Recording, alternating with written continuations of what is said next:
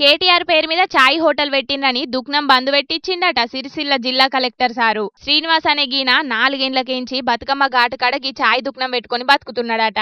అయితే చాయ్ దుక్నం మీద కేటీఆర్ బొమ్మ చూసిన కలెక్టర్ సారు దుక్నానికి ట్రేడ్ లైసెన్స్ ఉందా అని బగ్గనే గరమైండట. ఈ ఎంబటే గీ దుక్నం బంద్ పెట్టాలని మున్సిపాలిటోళ్లకు ఆర్డర్ వేసిండట కలెక్టరు. రోడ్డు మీద దందా పెట్టుకునేటోళ్లకు ట్రేడ్ లైసెన్స్లు ఏముంటాయి? వాళ్ళేమన్నా పెద్ద పెద్ద వ్యాపారాలు చేస్తున్నారా?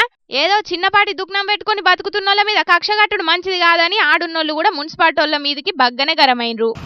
అది ఏంటిదో అది ఏడిస్తారో కూడా నాకు తెలియదు. అది ఏదో రిస్క్ టీంపి ఇరి తీసుకుంటాం, బంద్ చేయమంటే మాత్రమే బంద్ చేయం. అవసరం ఉండే చుట్టూలో కూర్చొని అంటు పెట్టుకొని తప్పయింది ఆ కలెక్టర్ పేరు మీద. ఇన్నారు కదా, ట్రేడ్ లైసెన్స్ తీసుకుంటామన్నా కూడా ఇన్లేదట.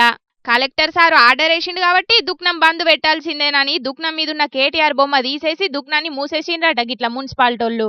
అయినా కలెక్టర్ జనాల కోసం పని చేయాలి, గంతేగాని దుక్నం మీద కేటీఆర్ బొమ్మ పెట్టుకున్నాడని లైసెన్స్ పేరు చెప్పి దుక్నాన్ని తీసేపిచ్చుడైంది అని గరమైతున్నారు కొందరు.